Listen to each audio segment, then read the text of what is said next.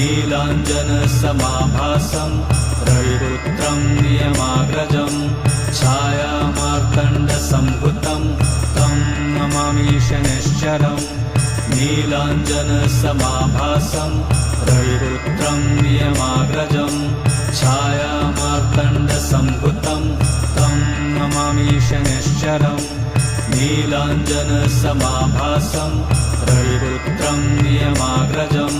छायामार्तण्डसम्भुतं तं नमामि शनैश्चरम् नीलाञ्जनसमाभासं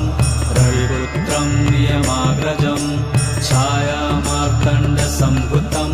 तं नमामि शनैश्चरम् नीलाञ्जनसमाभासं रविपुत्रं नियमाग्रजं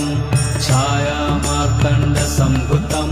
तं नमामि शनैश्चरम्